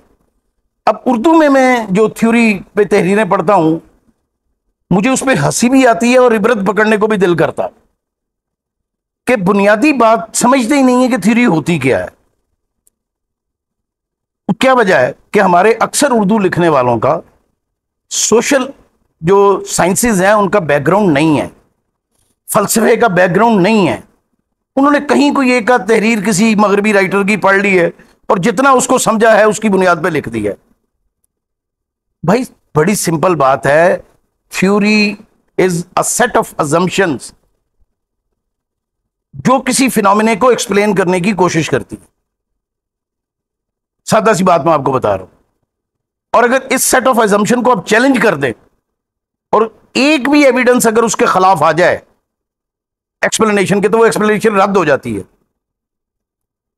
تھیوری اس وقت تک تھیوری رہتی ہے جب تک اس کے خلاف ایویڈنس نہ آئے. اور کارل پوپر جیسا آدمی جو جسے ہم فلسفی آف سائنس کا بہت بڑا آدمی مانتے ہیں 20ویں صدی کے, وہ کہتا ہے تھیوری ہوتی ہی وہ ہے جس میں فلاسفائیبل ہو, یعنی جس میں رد ہونے کا امکان موجود ہو. ادروائز تو لا بن جائے گی, پرنسپل ہو جائے گا. تو اگر اردو میں نے ایک کسی نوجوان کا مضمون تھا اور وہ جملہ ایسا تھا کہ میں نے سوچا یار یہ کیا لکھ کے رہا ہے کہ تھیوری بے پناہ امکان کا بحر ذخار ہوتی ہے. اب بھائی کس نے کہہ دیا آپ کو کہ بحر ذخار کیا ہے اور تھیوری کیا ہے؟ تھیوری تو ایک اینگل ہے چیزوں کو انڈرسٹینڈ کرنے کا. آپ چلے جائیں سائنس میں آپ کو 50 تھیوریز مل جائیں گی, لیکن وہ ایک ایویڈنس اگر اس کے خلاف آ جائے تو وہ تھیوری رد ہو جاتی ہے, بلکہ قوانین رد ہو جاتے ہیں. ہم نیوٹن کو 400 سال تک نیوٹن کے قوانین کو حرف آخر کے طور پر پڑھتے رہے. ریلیٹیوٹی نے ثابت کیا کہ یہ تو غلط ہے, یعنی غلط نہ کہیں, یہ کہہ لیں کہ یہ نامکمل ہے. سائنس ہمیشہ نامکمل ہوتی ہے, مکمل نہیں ہوتی, کیونکہ اس میں آئے دن کچھ نہ کچھ بڑھتا رہتا ہے. کوانٹم فزکس آئی تو اس نے اس چیز کو, تھیوری آف ریلیٹیوٹی کو بھی چیلنج کر دیا. اب لوگوں نے پچھلے 100 سال سے یہ کوشش کر رہے ہیں کہ تھیوری آف ریلیٹیوٹی اور کوانٹم فزکس کو کسی جگہ ملا کے کوئی سنتھسس ڈیولپ کر لیں, کیونکہ کائنات کو سمجھنے کے لیے ایک تھیوری یا ایک پرسپیکٹو پیراڈائم کا ہونا ضروری ہے. ہیومن معاملات جو ہیں اس میں لٹریچر ظاہر سب سے بڑا ہے, اس کو آپ کسی ایک پرسپیکٹو سے نہیں سمجھ سکتے. تو یہ مباحث جو ہیں یہ مجھے ایسے لگتا ہے کہ جیسے یونیورسٹیز میں موجود ہمارے چند دوست جو ہیں ان کے جو اپنے ذہنی تصورات ہیں ان کے اظہار سے آگے نہیں بڑھے. مثلا میں سوال آپ سے کروں گا کہ ساختیات کے مباحث کو تو اب کوئی 35 سال ہو گئے, کیونکہ پہلا مضمون جو گوپی چند نارگ نے ساختیات کیا ہے پڑھا تھا وہ پاکستان میں حلقہ رباب ذوق لاہور میں پڑھا تھا شہزاد احمد صاحب کی صدارت میں, اور ہمارے دوست نہید شاہد جو ہیں وہ اس وقت حلقے کے سیکرٹری تھے. اب ایگزیکٹ مجھے سن یاد نہیں, 88 یا 89 کا تھا, کیونکہ اس کے بعد تو وہ کتاب میرے خیال چھپ گئی تھی 90 میں. تو اس سے لے کر اب تک کتنی عملی تنقید پیدا کی ہے اس تھیوری نے, اور ادب کو سمجھنے کا کون سا نیا زاویہ دیا ہے. چلے مثال کے طور پر ایک بندہ کہتا ہے جی میں غالب کا ساختیاتی مطالعہ کرنا چاہتا ہوں, ٹھیک ہے, کیا اس کا یہ میتھڈ ہمیں غالب کی تفہیم میں کوئی نیا اینگل دیتا ہے؟ کیونکہ اگر میتھڈ نیا ہے تو اس کے نتائج نئے ہونے چاہیے. اور اگر نتائج پرانے ہیں تو اس کا مطلب ہے میتھڈ نیا نہیں تھا. آپ لاہور سے اسلام آباد سے لاہور جانا چاہتے ہیں, 2 3 4 رستے ہیں, آپ کہتے ہیں نہیں میں ان چاروں رستوں کو نہیں اپناؤں گا, میں ایک اور رستہ ڈیوائز کروں گا, تو اب مختلف ہوگا وہ پہلوں سے, ٹھیک ہے, اور اس سفر بھی مختلف ہوگا, اور وہ پہنچے گا بھی لاہور میں کسی اور جگہ کے اوپر. بھائی لاہور یہاں سے آپ پنڈی سے ٹرین میں بیٹھیں گے تو لاہور اسٹیشن پر ہی آپ کو ڈراپ کرے گی. آپ موٹر وے سے جائیں گے تو ٹھوکر پہ ہی ڈراپ ہوں گے, آپ جی ٹی روڈ سے جائیں گے تو بادامی باغی میں ڈراپ ہوں گے آپ. اس کی وجہ یہ کہ رستے متعین ہیں, منزل بھی متعین ہے. تو اگر آپ یہ سمجھتے ہیں کہ آپ کے پاس ادب کو اسٹڈی کرنے کا کوئی نیا میتھڈ موجود ہے اور بن سکتا ہے, اس میں کوئی پرابلم, دوسری رائے نہیں ہے, پھر آپ کی تنقید کے نتائج پہلے سے مختلف ہونے چاہیے. اور اگر آپ وہی نتائج بیان کر رہے ہیں جو پہلے سے ہو چکے ہیں, تو پھر اس کا مطلب ہے کہ آپ کے پاس کوئی نیا میتھڈ نہیں ہے. میرے ایک طرح سے آپ کہہ لیں جنہوں نے میری پہلی تحریر اور آگ میں چھاپی انشائیے کے طور پہ, ڈاکٹر وزیر آغا, میں ان کو بڑے ان لوگوں میں شمار کرتا ہوں جنہوں نے بہت ابتدا میں میری سرپرستی کی. انہوں نے منٹو کے نسوانی کرداروں کے کہا دعویٰ کیا کہ جی میں ان کا ساختیاتی مطالعہ کر رہا ہوں, یا نئی تصورات جو ہے ان کا مطالعہ کر چکا ہوں. میں یہ بات چونکہ لکھ چکا ہوں اس لیے کرنے میں کوئی حرج نہیں ہے. مجھے ان کی پورا وہ مضمون, کافی لمبا مضمون ہے, پڑھتے ہوئے منٹو کے بارے میں ایک جملہ بھی نیا نہیں ملا. وہی باتیں ہیں جو پہلے سے نقاد منٹو کے سگندھی کے بارے میں اور کالی شلوار کے بارے میں اور زینت کے بارے میں کرتے آ رہے تھے. تو اس کا مطلب یہ ہے کہ آپ کے پاس کوئی نیا میتھڈ نہیں تھا, آپ نے صرف یہ تاثر دینے کی کوشش کی کہ آپ ایک نیا میتھڈ اپلائی کر رہے ہیں. ایک آدمی ہے جس نے ساختیاتی مطالعہ کیا تھا اور غلام عباس کا کیا تھا, اور یہ اس کا تھیسس سویامان جاپانی ہے جی, غلام عباس کے اوپر پوری کتاب ہے, اور میری ذاتی رائے پہ جو اس کا پہلا حصہ ہے سوانحی, وہ بہت عمدہ ہے. جو اس نے غلام عباس پہ اس کے سوانے پہ جو تحقیق کی ہے, اس سے آگے کی چیز اب تقریباً 30 سال ہو گئے اس کتاب کو چھپے, اب بھی نہیں آپ کو ملے گی. لیکن جو اس نے افسانوں کا تجزیہ کیا ہے وہ کیا ہے, اور ویسے ساختیاتی تجزیہ یہی ہوتا ہے, اس نے ٹھیک کیا ہے. میں چونکہ ساختیات کی ایسے ہی بتاتا چلوں کہ نفسیات میں ساختیات کے مباحث جو ہیں وہ 1875 میں شروع ہوئے تھے, اور اس بات سے شروع ہوئے تھے کہ انسانی ذہن کی ساخت, مائنڈ, برین نہیں, ہیومن مائنڈ کی ساخت کو کیسے اسٹڈی کیا جا سکتا. تو اب یہ اس میں کیا ہے کہ جی اس افسانے میں فلاں لفظ کتنی بار آیا ہے. اب بات یہ ہے کہ اگر میں ایک افسانہ لے لوں کسی کا, دنیا کی عظیم ترین تحریر غزل لے لوں, جو جس کو آپ کہتے ہو کہ یار اردو کی یہ چند بڑی غزلوں میں سے ایک ہے, اور میں اس کا تجزیہ صرف یہ کروں کہ اس میں آسمان کا لفظ کتنی بار آیا ہے, زمین کا لفظ کتنی بار آیا ہے, جور و ستم کتنی دفعہ آئے ہیں, تو اس سے ملے گا کیا. تو اس کا مطلب یہ ہوا کہ اچھا ہاں, جو لنگوسٹک کا میتھڈ ہے, جو لسانیاتی میتھڈ ہے, اس میں یہ ویلڈ چیز ہے کہ آپ جملے کے سٹرکچر کو اس کے لفظوں کے اور اس کی جو فریزز ہیں اس سے اسٹڈی کرتے ہیں. ہم سائیکالوجی میں کوالیٹیٹیو ریسرچ میں اس کو تھمیٹک انالیسس کہتے ہیں. لیکن تھمیٹک انالیسس ہمیں یہ تو بتا دیتا ہے کہ اچھا یار اس بندے نے یہ لفظ زیادہ استعمال کیا ہے, اس کا مطلب ہے کہ اس لفظ سے جڑی ہوئی یہ چیزیں جو ہے یہ اس کی تحریر میں زیادہ ہیں. لیکن اس سے کیا فن پارے کے بارے میں یہ پتہ چل جائے گا, یا میں کلیم کر سکوں گا کہ یہ فن پارہ اعلیٰ ہے یا ادنا ہے. اور اگلی بات ہے وہ جو میڈیسن کی آتی ہیں ڈبیاں, ان میں بھی جو لکھا ہوا آتا ہے اسے لٹریچر ہی کہتے ہیں. تو اس میں اور افسانے میں کیا فرق ہوگا؟ میں اس میں بھی کر سکتا ہوں کہ اس میں اچھا پین کا ورڈ کتنی بار آیا ہے. تو اگر آپ اسٹرکچرلسٹ انالیسس پہ جائیں گے تو وہ لٹریچر اور یہ لٹریچر جسے ہم تخلیقی لٹریچر کہتے ہیں یہ ایک سطح پہ آ جاتے ہیں. لیکن عملی طور پر آپ بھی جانتے ہو کہ جو تخلیق ہوتی ہے اس میں ایک چیزیں دیگر ہوتی ہے جو اسے تخلیق بناتی ہے. ہاں اس کو سمجھنا مشکل ہوتا ہے, اس کو گرپ میں لینا کہ کس چیز نے مدام بواری کو ایک بڑا ناول بنا دیا, کس چیز نے, میں بس مکمل کرتا ہوں, کس چیز نے باپو گوپی ناتھ کو ایک بڑا افسانہ بنا دیا.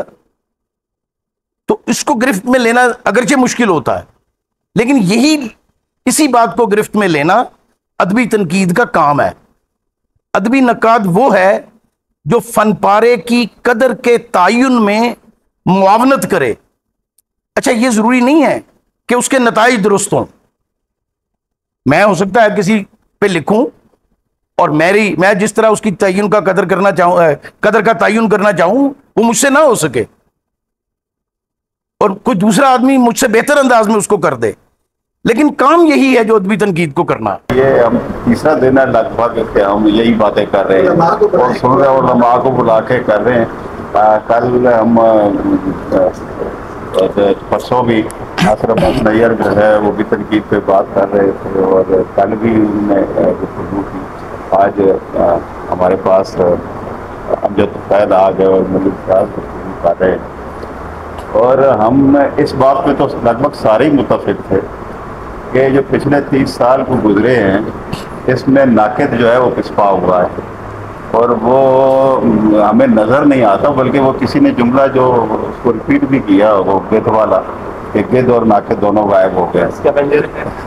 تو ایسا ہے تو آخر کیا وجہ ہوگی, اس کی وجہ بھی ہم نے کوشش کی تلاش کرنے کی, جس کی طرف امجد طفیل اشارہ کر رہے تھے نا کہ ہمارے ہاں جو مغربی تنقید آئی ہے اور تھیوریز کا جو ڈسپلن آئے ہیں اس کی وجہ سے تنقید جو ہے اس کا رجحان ختم ہو گیا. تو چلیں وہ ایک آدمی وہ لے کے قلم اٹھا تھا اور باقی تو اس کے بڑے انگھڑ مقلدین ہیں, ان کو پڑھیں تو ان کو سمجھ ہی نہیں آتی کہ وہ کیا کہہ رہے ہیں, انہیں تو خود سمجھ نہیں ہے کہ وہ کیا لکھ رہے ہیں. وہ ایک ہی آدمی ہے جو پڑھا, جس نے پڑھ کے جس کے پیچھے یعنی اس نے پورے اپنی زندگی کو صرف کیا ہے, اس میں لگا دیا ہے اور اس نے پڑھنے کے بعد اس کو رائج کرنے کی کوشش کی اور پوری قوت سے اسے رائج بھی کر دیا. نتیجہ یہ ہے کہ ہماری تخلیق ایک طرف پڑی رہ گئی اور تنقید ایک الگ خود مکتفی ہو کے اپنے آپ میں اپنے آپ کو ڈیفائن کرتی رہی. یہ ایسا ہوا, آپ دیکھ لیں ہمارے ہاں جو افسانے ہیں اس پہ کتنی گفتگو ہے پچھلے عرصے میں. کیا لکھنے والے نہیں رہے تھے, جو ان سے پہلے تھے وہ بھی لکھ رہے تھے, جو ان سے پہلے تھے وہ بھی موجود ہے. یعنی انتظار حسین اسی زمانے میں موجود تھا, اسی زمانے میں آپ دیکھ لیں تو منشا یاد وغیرہ یہ سارے لوگ بھی موجود تھے جب یہ تنقید یہ کام کر رہے تھے. رشید امجد وغیرہ یہاں سے اس نسل سے لے کر اور ہم تک لوگ جو تھے وہ لکھ رہے تھے افسانے, اور افسانے ٹھیک ٹھاک قسم کے لکھے گئے تھے. میں یہ سمجھتا ہوں کہ اب بھی اگر ان پہ مکالمہ ہو تو سمجھ آ جائے گی افسانے نے آگے کا سفر کیا ہے. نہیں شاعری پہ بات ہو رہی تھی, نہیں افسانے پہ بات ہو رہی تھی. بات کس پہ ہو رہی تھی, یہ تنقید ہے کیا, یہ جو اسٹرکچرزم ہے یہ ہوتا کیا ہے, یہ پس ساختیات ہے کیا. تو اس پہ ساری بات ہو رہی تھی, لسانیات پہ بات ہو رہی تھی کہ لسانیات ہے. ان علوم کا آنا یہ کوئی بری بات نہیں تھی, ہم نے ان سے بہت کچھ اخذ کیا ہے. اور ویسے بھی اگر اپنے ڈسپلن کو جو ہمارا ایک تخلیق کے ساتھ جوڑا ہوئی تنقید تھی, اس ڈسپلن کو بھی ہم قائم رکھ پاتے اور اسے بھی ساتھ لے کے چلتے تو شاید جو اب ہم کہہ رہے ہیں کہ تعین قدر کا مسئلہ جو ہے وہ ہمیں کرنا چاہیے جب سے, تو وہ ہم اس وقت کر رہے ہوتے ہیں تعین قدر کا. یہ ایسی بات نہیں ہے کہ اس نے 100 سال کے بعد ہی ہونا ہے. ایک تعین قدر ناقد بھی کرتا ہے اور وہ کرتا یہ ہے کہ وہ بتاتا ہے کہ جناب یہ فن پارہ کس سطح کا ہے اور یہ فن پارہ ہے بھی یا نہیں ہے. تو اس پورے عرصے میں تو ہمیں یہ بتاتے رہے آپ کہ بھائی یہ مسئلہ ہی نہیں ہے اس ڈسپلن کا کہ آپ تعین قدر کریں. تو نتیجہ کیا ہے کہ ہمیں پتہ ہی نہیں چلا کہ یار یہ جو بوگلو لکھا تھا افسانہ آصف فرقی نے, اس کا معیار کیا ہے, اور وہ جو ایک خیام نے خالی ہاتھ لکھا تھا تو اس کی قدر کیا بنتی ہے. تو ہمیں تو اندازہ ہی نہیں ہوا. اور یہ افسانے تو وہ دھڑا دھڑ موجود تھے, وہ لکھے ہوئے موجود تھے, تو ان افسانوں کے بارے میں کوئی بات کرنے کے لیے تیار ہی نہیں تھا, اس لیے کہ ہم الجھے ہوئے تھے اپنی اس تنقید کو سمجھنے کے لیے جو میں یہ سمجھتا ہوں کہ میں اس کی جو افادیت ہے، یعنی علم کی افادیت جو ہے، آپ علوم لے رہے ہوتے ہیں، ہم لے رہے تھے شروع سے بھی، ہم لے رہے تھے، تنقید ہم نے شروع سے لی، افسانہ ہم نے وہاں سے لیا، جس کی طرف یہ اشارہ فرما رہے تھے کہ جب ہمارے پاس افسانہ آیا تھا تو ہم مغرب سے لیا تھا، ہم نے نظم وہاں سے لی، تو ہم نے لیا تھا لیکن اسے اپنا بھی بنا لیا تھا، اور اپنا بنایا تو پھر نتیجہ یہ ہوا کہ وہ ان کا نہیں رہا، وہ ہمارا اپنا ہی ہو گیا۔ دیکھیں اس کے بعد اگرچہ کچھ لوگوں نے، جیسے انتظار حسین ہے جن کی طرف ابھی اشارہ فرما رہے تھے، کہ انہوں نے اس کے اندر جو ہمارے آپ کہہ لیں جو داستان کا رخ جو ہے وہ ڈالنے کی کوشش کی ہے، یا ہمارے ملفوظات کو وہ لے کے افسانے کا حصہ انہوں نے ضرور بنایا، لیکن وہ صرف آپ انہی کے ساتھ مخصوص سمجھیں گے، بہت زیادہ آپ اس کو ایک روایت کے طور پہ شاید آپ کو وہ نظر نہیں آئے گا کہ باقی لوگوں نے بھی ایسا کرنا شروع کر دیا، بلکہ وہ تو افسانے کے ہی پیٹرن کو اسے تبدیل کرتے گئے، ظاہر وقت کے ساتھ وہ تبدیل ضرور ہوا، لیکن یہ ہے کہ اس کے اوپر مغرب کے اثرات بھی پڑے، اور ہم لیتے رہے ہیں، ہمیں کبھی اس سے نہیں ہوا کہ علم ایسی چیز ہے یا فنون ایسی چیز ہے جو پوری انسانیت کا اثاثہ ہوتے ہیں اور ان کا لین دین قوموں کے اندر ہوتا رہتا ہے۔ پرابلم ہمارے ساتھ یہ ہوا ہے کہ ہم نے تخلیق کو ایک طرف رکھ دیا اور تنقید کو دوسری طرف رکھ دیا۔ اب ہم نہیں سمجھ رہے تھے، ہمارے یہ جو ابھی بات کر رہے ہیں منیر صاحب، بہت اچھی باتیں انہوں نے کی ہیں کہ جی ہمیں اس کو لسانی ساخت کے طور پہ بھی سمجھنا چاہیے، اسے نفسیاتی ریفرنس سے بھی سمجھنا چاہیے، اسے پولوفونک ریفرنس سے بھی سمجھنا چاہیے۔ سوال یہ ہے کہ کیا یہ میتھڈ ہمارے پاس پہلے سے موجود تھے یا نہیں؟ وہ تھے، یہ شاید ہمارے پاس اصطلاحات نہیں تھی، اور اس طرح انہیں مغرب کا ایک تحفہ سمجھ کے ہمیں یہ باور کرانے کی کوشش نہیں کی گئی تھی کہ یہ آپ کے لیے ایک ایسا صحیفہ ہے جسے آپ چون کے اپنے پاس رکھ لیں، اسے ادب کے اوپر اپلائی اس طرح نہ کیجیے کہ وہ یہی تفہیم اس کی نہ ہونی شروع ہو جائے۔ خرابی سب سے بڑی یہ ہوئی ہے جسے سمجھ نہیں آ رہی۔ ان کی بات بھی اپنی جگہ پہ درست ہے، لیکن ان کو رد اس طرح بھی نہیں کرنا چاہیے، اور نہ ہی آپ اسے اس طرح قبول کر سکتے ہیں کہ بس وہی تنقید ہے، تھیوری تنقید نہیں ہے۔ پہلی بات تو یہ ہے کہ تھیوری جو ہے بنیادی طور پہ وہ ایک مباحث کا ایک مبادیات تنقید ہے، تو تنقید جو ہے بہرحال اسے آپ کو جوڑنا پڑے گا آپ کی تخلیق کے ساتھ۔ اب یہ رہے بات کہ یہ کیا یہ خود مکتفی ہے یا نہیں ہے، تو میرا نقطہ نظر تو یہی ہے کہ یہ خود مکتفی نہیں ہے۔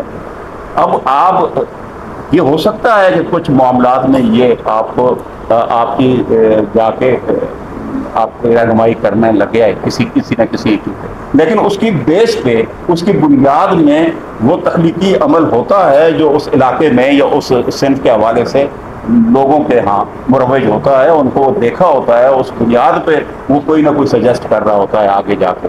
تو ایسا نہیں ہے کہ وہ کہ ہوا میں جا کے آپ کو یا کوئی اسے کوئی الہامی طور پہ کچھ ایسی چیزیں مل جاتی ہیں کہ وہ آپ کی جا کے کرنا چاہتا ہے، اس لیے اسے بہرحال جوڑنا پڑتا ہے اس پورے پروسیس کے ساتھ، اسے غزل کے ساتھ جوڑنا پڑے گا، اسے نظم کے ساتھ جوڑنا پڑے گا، اسے افسانے کے ساتھ جوڑنا پڑے گا، ناول کے ساتھ جوڑنا پڑے گا۔ یہ تو بات ہوگی کوئی تھوڑی سی تنقید کے حوالے سے میں یہ کہنا چاہتا ہوں۔ اب رہ گیا افسانے کے بعد، افسانہ ہمارے یہاں بہت اچھا اور بہت مختلف لکھا گیا، اور میں یہ سمجھتا ہوں کہ شروع سے لے کر اب تک یہ ہوا یہ کہ یہ اپنے پاؤں پہ کھڑا ہو گیا تھا۔ بے شک ہم نے مغرب سے لیا، لیکن آپ یہ دیکھ لیجیے کہ پہلے افسانہ نگار سے لے کر اب تک آپ دیکھیں گے تو اس میں جو ہمارا جو جسے کہتے ہیں مقامیت جو ہے اس کے اوپر حاوی ہوئی ہے۔ یہاں کا مقامی آدمی کے مسائل، مقامی آدمی کے سوچنے کا جو رخ ہے وہ بنیادی طور پہ اس پورے مزاج کو بدلتا گیا ہے، اور نتیجہ یہ ہوا ہے کہ اس کے سٹرکچر کے اندر بھی تبدیلیاں ہوئی ہیں، اور اس میں یہ مراحل ہے جہاں ہم نے کوشش کی ہے کہ نہیں ہم بالکل ہی صرف جیسے علامت کے حوالے سے جب یہ سلسلہ شروع ہوا تو یہ اچھا خاصا چرچا ہوا تھا، لیکن آخر وہ کیوں کہانی کی طرف آ گئے؟ اس لیے کہ ہم بنیادی طور پہ کہانی کے ساتھ جڑے ہوئے لوگ، اور وہی انسانی وجود کے ساتھ جڑی ہوئی ہے، اور اسی میں وہ ان کو تو کہانی کے ساتھ ایک ان کا جو اگر تھوڑا سا فاصلہ ہوا بھی تھا تو وہ آہستہ آہستہ وہ معدوم ہو گیا، جو فاصلہ تھا وہ ختم ہو گیا، اور جو اب جو لکھا جا رہا ہے اس میں کوئی شک نہیں کہ وہ مختلف انداز سے لکھا جا رہا ہے۔ میں نے جیسے آپ کو اس کا یعنی ایک ہی آدمی एक से ज़्यादा तर्ज की कहानियाँ आपको दे सकता है और दे रहा है। ऐसा पहले नहीं होता था। मतलब 70 की दिहाई वालों ने ये तय कर लिया था कि मैंने इस असलूब में कहानियाँ लिखनी है, तो वही असलूब आपको शुरू से लेकर आखिर तक उनका मिलेगा और उसी में वो कहानियाँ लिखी जाए। उसी तरह की उनको आपको आवाज़ें उनमें सुनाई देंगे, उसी तरह की जुमलों की साख सुनाई देगी, उसी तरह का माहौल आपको नजर आएगा, एक खास किस्म का, जिसके अंदर हर अफसाना निगार ने अपना अपना एक दिया था और उन्होंने ये समझा था कि शायद इस तरह करने से उनका एक असलूब जो है उसकी शनाख्त हो सके। ऐसा हुआ भी और उनकी शनाख्त बनी हुई है। लेकिन नतीजा क्या हुआ कि वो खुद उब गए, तो खुद उन्हें महसूस होने लगा कि उकता गए कि हमारे पीछे तो सुनने वाला कोई है नहीं, जो हम बात कर रहे हैं वो आगे से कारी जो है वो हमारा, जो सामे जो है हमारा, वो गायब हो गए। तो अब जो लिखने वाला है जी, हाँ ऐसा है नहीं, सदारत बस यही बात है जो करनी। तो मैं ये गुजारिश ये कर रहा था, लेकिन अब इन्होंने इसमें आप देखिए, मसला मैं मिसाल अभी आपको दी, उसकी बोतलों को दी है, तो उसी में आप देख लें, उसी शख्स का अफसाना है बन के रहे, यानी पाकिस्तान के हवाले से वो बन के रहेगा। अच्छा, ऐसा फिर जब ये इस तरह का होने लगा तो खुद रशीद अमजद जैसे जो इन्होंने अपनी शिनाख्त खास बनाई थी, उन्होंने भी सतरंगे परिंदे के ताक़ुब में और बिगल वाले जैसे अफसाने लिखे।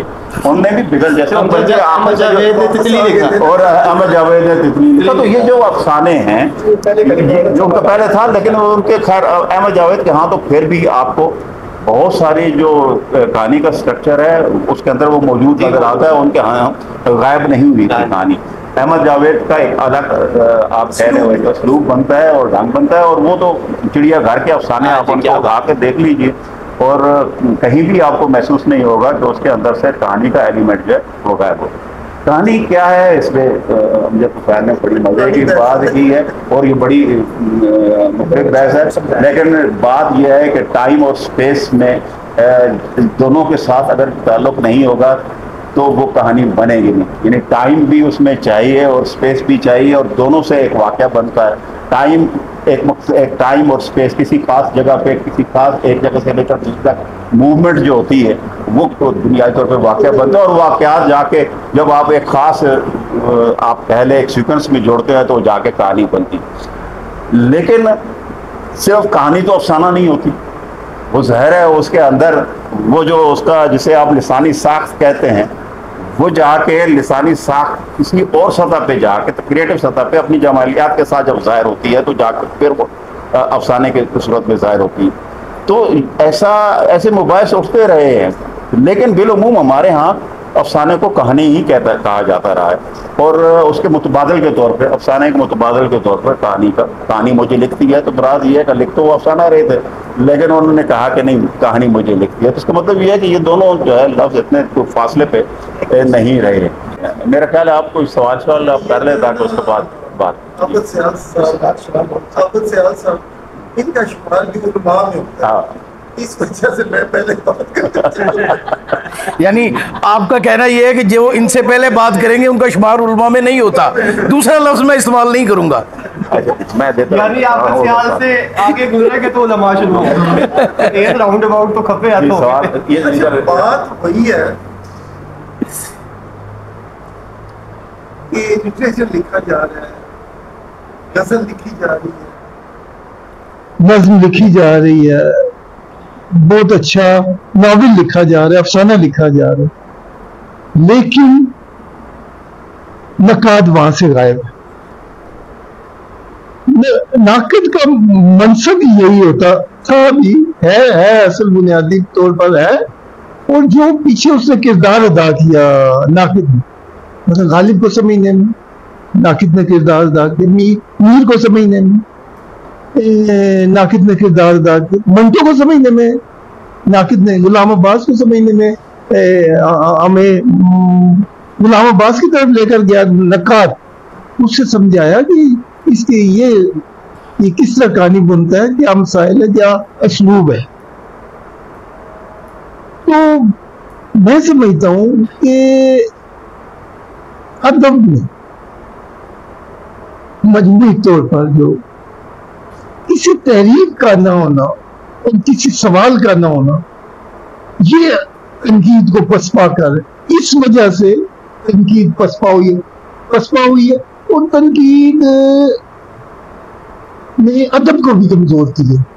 اب یہ جو غزل لکھی جا رہی ہے، نظم افسانہ فکشن، یہ صرف ادیبوں کا مسئلہ بن گیا، لیکن پہلے جو لکھا جا رہا تھا، منٹو لکھ رہا تھا یا دوسرے تو وہ عام لوگ ہی پڑھ رہے تھے اسے۔ اب صرف ہم ادیبوں تک یہ محدود ہو گیا ہے۔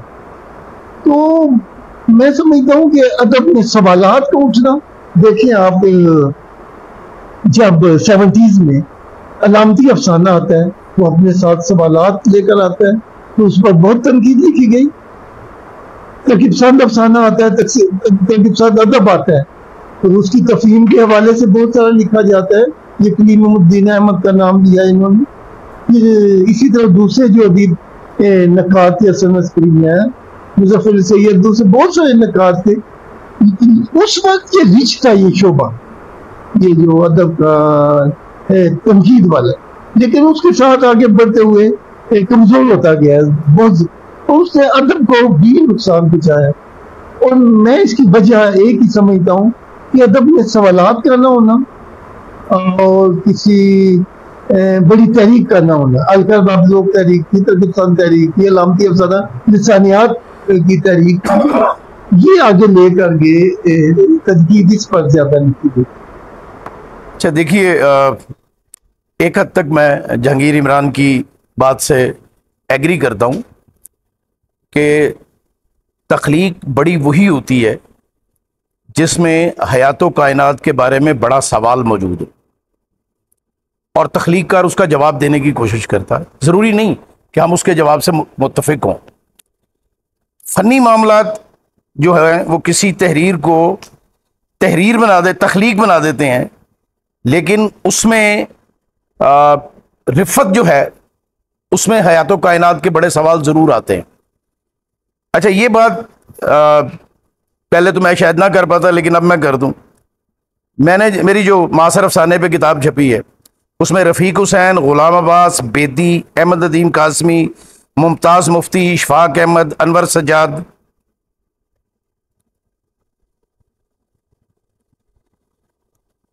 نیر مسعود، بلراج مینرا، منشا یاد، رشید امجد، ذکاء الرحمان، حسن منظر، محمد حمید شاہد، مبین مرزا اور انتظار حسین پہ خصوصی کوشاں ہے۔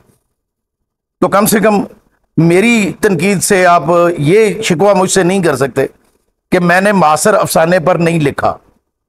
وہ کیسا ہے، اچھا ہے، برا، یہ ایک الگ بحث ہے، یہ موجود ہے۔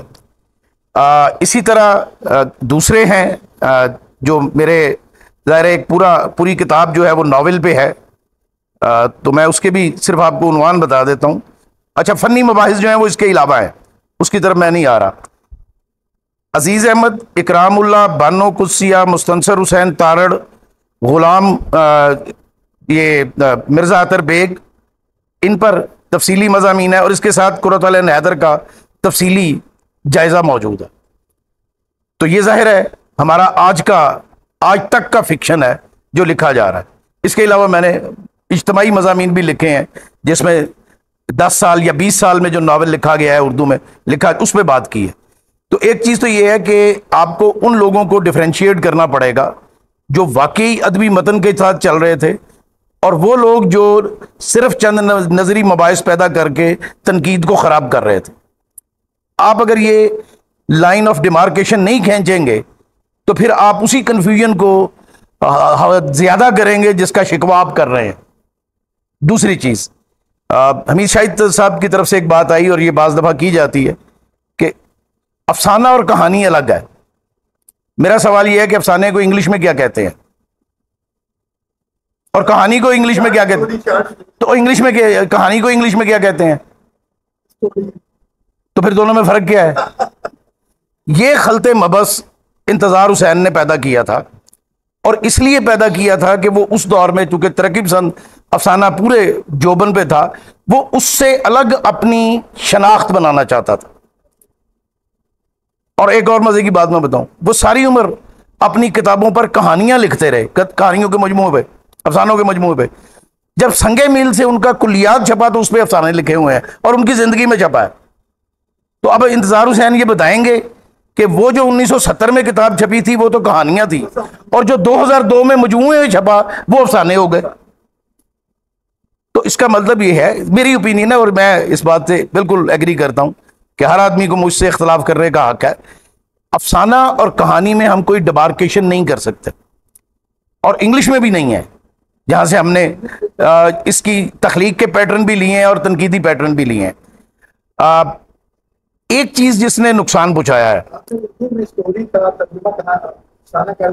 نہیں ایسا نہیں ہے کہ ہم نے ترجمہ کیا، ہمارے پاس ان سے پہلے افسانہ جو ہے وہ موجود تھا لفظ، اور یہ لفظ ہمارے لیے ایک خاص اسلوب کی کہانیوں کے لیے یہ استعمال ہوتا ہے. اچھا دوسرا کون سا تھا؟ افسانہ ہمارے پاس موجود تھا، یہ شارٹ سٹوری ہمارے پاس بعد میں آئی. نہیں وہ پرانا ہے، پرانا ہے، داستانوں جو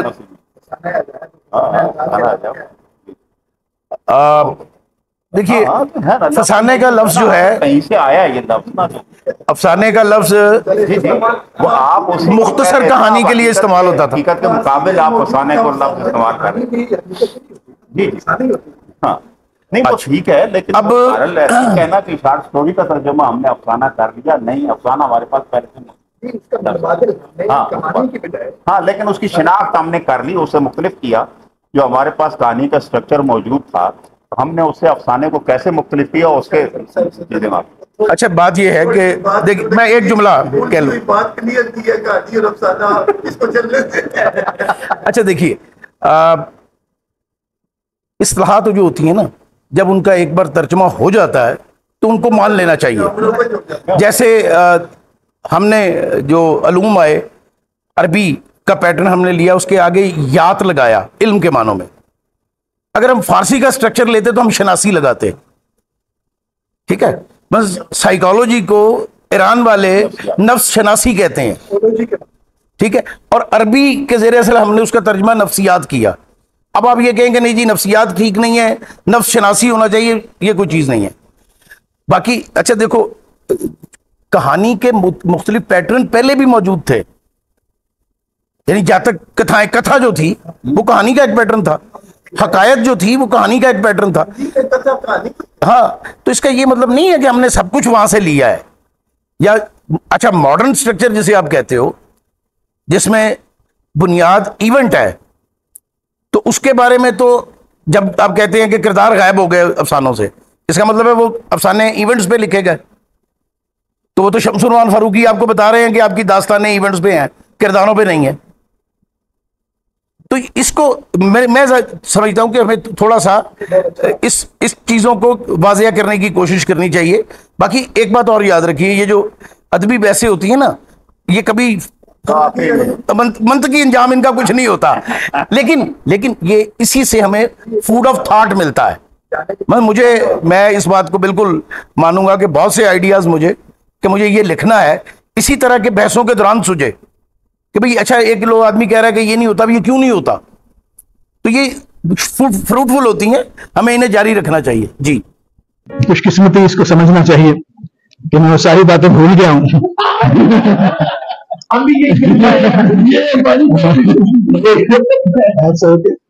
جو میں نے اکٹھی کی تھی دماغ میں ساری بھول گیا ہوں.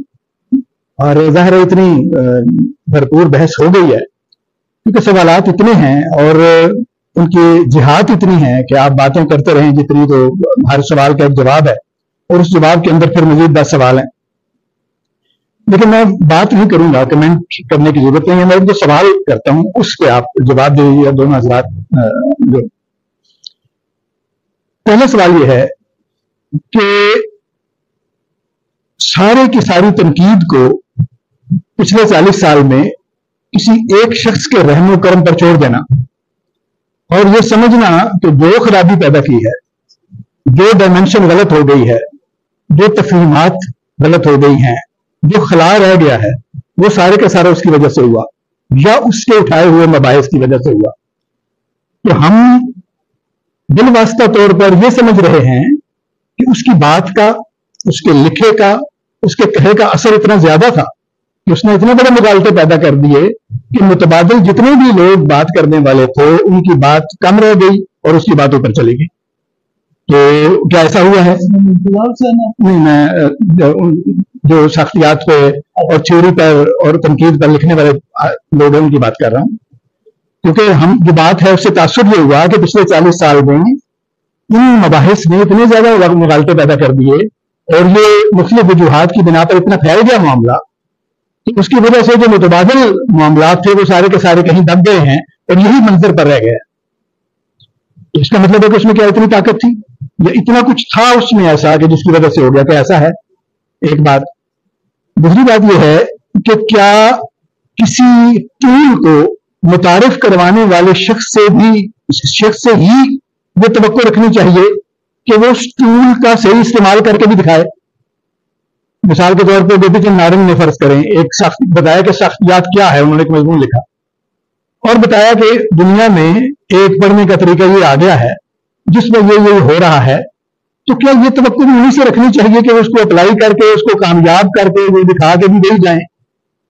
इनके बाद कितने ऐसे लोग हैं जिन्होंने उन मबाहिस पर अटेम्प्ट की कि जो वो समझ नहीं सके या जो वो कर नहीं सके। एक नया टूल आया था हमारे पास तो वो उसको इस्तेमाल नहीं कर सके या गलत इस्तेमाल करते रहे, तो हम उसको सही इस्तेमाल करके दिखा दें, क्या पता कोई फायदा हो जाए।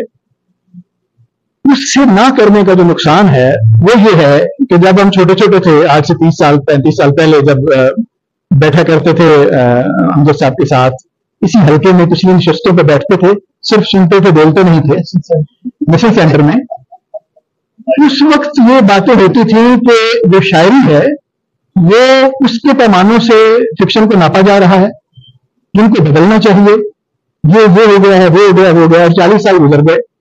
अभी तक मामला जो है अगर वहीं पर है कि फिर आज हम यही कह रहे हैं कि जो टूल्स हैं अफसाने को या फिक्शन को नापने के वो मौजूद नहीं है, वो मुआसिर उसमें मौजूद नहीं है। लिखने वाले लिख रहे हैं लेकिन उनका ताजुन कदर चले कोई करने वाला हो। तो अभी मतलब ऐसा क्यों है कि अमजद साहब को खुद बताना पड़ रहा है कि मैंने अपनी किताब में ये सारा कुछ लिखा हुआ है, ये तो नहीं पता होना चाहिए था। नहीं पढ़ा तो मैं यही कह रहा हूँ ना, ये नहीं पढ़ा तो उसकी वजह होगी, नहीं पढ़ा तो उसकी कोई वजह होगी, क्योंकि आप मुतबादिल में ये भी कह रहे हैं कि कुछ लोग ऐसे हैं जिनको पढ़ा भी गया, जिनकी तकलीफ भी हुई, जिनका कहा हुआ जो है वो एक धुंध की तरह फैल गया और उसने मुगालते पैदा कर दिए। तो मेरा ख्याल है कि हमें जाकर देखना चाहिए मसलन कितने आदमी हैं। अभी उन्होंने खुद भी कहा अमजद साहब ने कि उन्होंने तनकीद भी लिखी और फिक्शन भी लिखा और उनको ऐसा लगता है कि जो वक्त उनको फिक्शन को देना चाहिए था वो तनकीद को दे दिया और थोड़े से वो इस पर पता अफसरदा हैं या इस पर वो यानी क्या कहना चाहिए, इसको शर्मिंदा तो नहीं कहना चाहिए, यानी उनको ये कलक है जरा सा और खलिश है कि वो लिखने वाले आदमी थे, तखलीककार थे और उन्होंने अपना कुछ वक्त जो है वो तनकीद को दे दिया। कितने शख्स हैं जिन्होंने पिछले 40 साल में या पिछले 35 साल में, जिसको हम मुआसर अहद कहते हैं, उसमें अपने सारे मामलात को छोड़कर नक्काद की हैसियत से अपने आप को मुतारिफ करवाया, इस बात की जिम्मेदारी महसूस की कि हम ये बेड़ा उठाते हैं कि हम सब तो पढ़ेंगे, दुनिया में जो मबाहिस आ रहे हैं उनको देखेंगे, अपनी तखलीक को पीछे करके हम अपने अहद की तखलीक की तय्युन कदर करेंगे।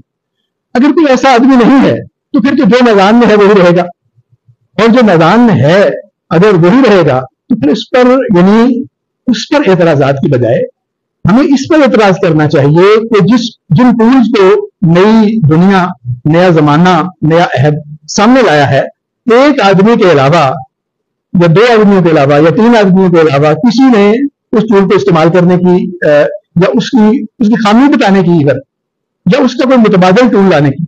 मसलन अभी मुनीर सियाह साहब ने अपनी सारी बात का इख्तिताम इस पर किया कि ये भी कर लेना चाहिए, ये भी कर लेना चाहिए, ये भी कर लेना चाहिए, और कोई मरकजियत नहीं होती, कोई एक नहीं होता।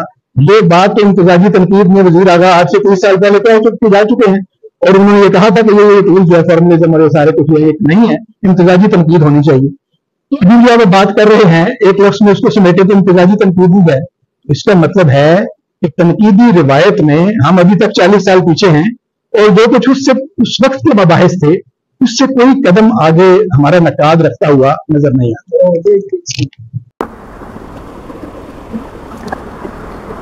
जी बहुत अच्छा सवाल आपने उठाए 2-3।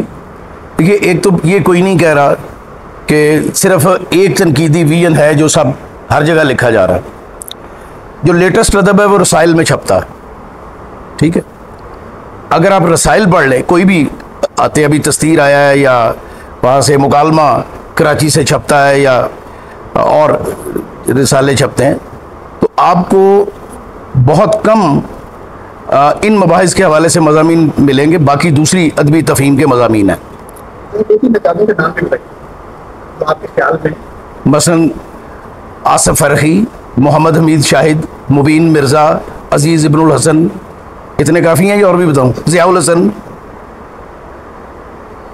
بات یہ ہے کہ ہماری تنقید کو زیادہ خراب کیا ہے اس معاشرتی رویے نے جو ہمارے ہاں پروان چڑھا ہے مروت کا۔ نقاد کے لیے بے مروت اور بد لحاظ ہونا بہت ضروری ہے۔ ان میں سے کوئی ہے جو آپ کا؟ ہاں، ضیاء الحسن ہے، محمد حمید شاہد ہے، جنہوں نے اپنے عہد کے بڑے لوگوں کو رد کیا ہے اپنی تنقید میں۔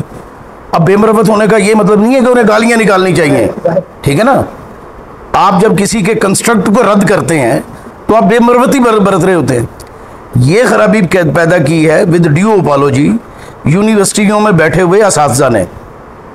اور ویسے میں سچی بات میں آپ کو بتاؤں، ہاں صرف ضیاء الحسن نہیں، ابد سیال بھی ہو سکتا ہے، ٹھیک ہے، لیکن اصل بات یہ ہے، سنیے اب بات سنیے نا، مثال دے رہے ہیں تو پھر میں دونوں کی مثال دے رہا ہوں نا۔ بات یہ ہے اردو تنقید کے بڑے نام یہ کبھی یونیورسٹیوں سے نہیں آئے، آپ مجھے بتائیں۔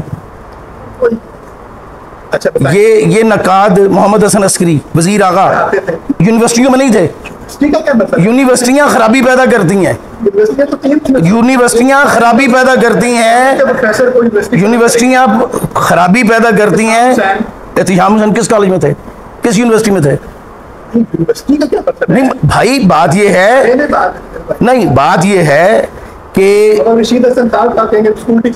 ہاں، اس لیے کہ وہ جنہوں نے تنقید لکھی اس کی وجہ کیا ہے؟ پروفیسر اپنے بچوں کو خاص انداز میں سوچنا سکھاتے ہیں اور تنقید اس سے پیدا ہی نہیں ہو سکتی۔ مثلا ہمارے سارے دوست بیٹھے ہیں، ان سے اختلاف کر کے کوئی آدمی اپنا تھیسس اپروو کرا سکتا ہے؟ وہ رشید امجد کی عظمت تھی اور وہ بنیادی طور پر تخلیق کار تھا، ٹھیک ہے۔ جنرل رویہ یہ ہے کہ ہمارا پروفیسر جو بیٹھا ہوا ہے، جو تھیسس کا نگران بنا ہوا ہے، وہ اپنے سارے تعصبات کو آگے شفٹ کرتا ہے۔ اچھا، اب اس بیچارے طالب علم کی مجبوری ہوتی ہے، اس نے ڈگری لینی ہے، تو یہ چیزیں ہیں جو ادب تنقید کو زیادہ خراب کر رہی ہیں۔ اچھا، جہاں تک یہ بات ہے کہ ان مباحث پر تنقید نہیں کی گئی، تو میرا خیال ہے کہ پھر میں وہی کہوں گا کہ آپ اس کو پڑھتے نہیں ہیں، ٹھیک ہے۔ ان پر ویری بگننگ سے تنقید کی گئی ہے، اسی لیے 20-25 سالوں میں ان سارے غباروں سے ہوا نکل گئی ہے، ٹھیک ہے۔ ترکیب سن تنقید سے آپ اتفاق کریں یا اختلاف کریں، وہ آج بھی عمل میں موجود ہے۔ نفسیاتی تنقید کو آپ مانیں یا نہ مانیں، آج بھی اس کے ذات تجزیے ہو رہے ہیں۔ تو اور میں نے یہ جملہ اسی اپنے مضمون میں سویا مانے پہ جو میں نے لکھا تھا، اس میں میں نے لکھا تھا کہ بھائی عملی تنقید کی اچھی مثالیں پیش کریں گوپی چند نارنگ صاحب، ورنہ ان کا یہ تنقیدی ڈسکورس ان کی زندگی میں وفات پا جائے گا۔ تو بتائیں مجھے کہاں تنقیدی لکھی گئی؟ چلیے مان لیا ایک بندے نے انٹروڈیوس کرا دیا ہے کانسیپٹ، ہم کہتے ہیں تمہاری ذمہ داری نہیں عملی طور پہ کرو، لیکن جو یہ دعویٰ کر رہا ہے کہ اس نقطہ نظر سے ہم ادب کو سمجھ سکتے ہیں، اس کے دعوے کا پروف کہاں ہے، ثبوت کہاں ہے؟ جب تک آپ دعوے کا ثبوت نہیں دیتے، آپ کا دعویٰ تو بے دلیل ہے۔ مثلاً کس نقاد نے، چلے انگریزی میں آ جائیں، کس نقاد نے ان ٹولز کی مدد سے شیکسپیئر کی نئی تفہیم کی ہے؟ آپ بتائیں۔ میرا خیال ہے کہ اس سوال پہ آج کے اجلاس کو دیکھیں، وہ ابھی جو امجد طفیل نے بات کی کہ اس ڈسکورس کا کوئی انجام تو ہوتا نہیں ہے، وہ فائنل بات تو ہم کر نہیں سکتے، لیکن یہ جو سوالات عابد سیال نے اٹھایا ہے وہ کوئی غیر معمولی نہیں تھے۔ یعنی یہ کہ ایک شخص نے ہاں معمولی نہیں تھے، غیر معمولی تھے، تو ایک شخص نے سارے ادیبوں کو پچھاڑا ہے، ہمارے ناقدین کو یہ مانیں، آپ لکھ رہے تھے، لیکن چرچا کس کا ہو رہا تھا یونیورسٹیوں میں، کالجوں میں؟ وہ ہو رہا تھا اس نئی تنقید کا، اور وہ نہیں لکھ سکتے تھے، سمجھ بھی نہیں سکتے تھے. وہ جو استاد پڑھانے والا نہ اسے سمجھ آتی تھی اصطلاحوں کی، نہ جو سننے والے اسٹوڈنٹ ہیں نہ انہیں سمجھ آتی تھی، لیکن تھیسس اسی پہ لکھے جا رہے تھے. وہ نتیجہ یہ ہے کہ کچرا بہت سارا پروڈیوس ہوا ان موضوعات پہ، اس میں کوئی شک نہیں ہے، لیکن اس میں جو کتابیں لائق توجہ رہی ہیں، بہرحال وہ جس کی طرف آپ اشارہ فرما رہے ہیں ناصر عباس نقوی، اس کا اسی کنٹریبیوشن کو کیا سلمان ہے. یہ الگ بات ہے کہ انہوں نے جو کل بات کی ہے، پرسوں بات کر کے انہوں نے جو کی بلیک ہول میں، وہ بڑی اہم بات ہے. اور انہوں نے صاف طور پہ کہا کہ مجھے آپ مابعد جدید ناقد نہ کہیں، بلکہ میں ادب کا ناقد ہوں. اور اس میں انہوں نے دوسری بات جو کہی ہے، میرا خیال ہے وہ ایک ایسا یعنی ہمارے لیے اچھی بات یہ ہے کہ وہ جب کہتے ہیں کہ تعین قدر جو ہے وہ میرے لیے اب اہم ہے، تو یہ تو پیراڈائم شفٹ ہے نا ایک پورا اس، تو گویا وہ آپ اس کو ری تھنک کر رہے ہیں، ری ایڈجسٹ کر رہے ہیں. تو یہ ایک اچھی خبر. ایک تو ان کی جو خدمات ہیں اس کو ماننا چاہیے، اس سے ہمارے اختلاف اپنی جگہ پہ موجود ہے، اور میں یہ سمجھتا ہوں کہ وہ اختلاف اس لحاظ سے کہ اس کا نقصان بہت ہوا ہے ہمیں، یعنی اس آنے کا اس پورے اس اتنی ہاں وہ نقصان اس لحاظ سے ہوا کہ اس سارے عرصے میں ہمارا ادب ایک طرف پڑا رہ گیا اور یہ مباحث ہوتے رہے. نتیجہ یہ ہے کہ ہم جیسی جو ہماری جو نسل ہے اس کی پراپر شناخت جو ہے وہ قائم نہیں ہو سکی. جو ادیب بہرحال ناقد کراتا ہے، جو ناقد کراتا ہے، جو ناقد کا کام ہے وہ ایک ڈسکس کرتا ہے، مکالمہ قائم کرتا ہے، وہ نہیں ہوا. لیکن یونیورسٹیوں میں چونکہ نئی نئی یونیورسٹیاں بنی ہیں، نئے نئے جناب یہ شعبے کھل رہے تھے اردو کے، اور انہوں نے کچھ نہ کچھ پی ایچ ڈی کرانے تھے، اور وہ کہتے تھے کہ کوئی نیا موضوع ہونا چاہیے. انہوں نے کہا اچھا جی جناب یہ نئی تنقید آ گئی ہے تو اس پہ. تو وہ مجھے لگتا یہ ہے کہ باقاعدہ اس کے لیے باقاعدہ فنڈنگ بھی ہوتی تھی. اور یہ جو یونیورسٹی گرانٹ کمیشن وغیرہ جو آپ کے ہیں جو ادارے ہیں وہ اس کے لیے باقاعدہ فنڈ، تو لہٰذا یہ مسائل تو اپنی جگہ موجود ہیں. لیکن اچھی بحث ہوئی ہے اور اس سے بہت خوبصورت باتیں ہوئی.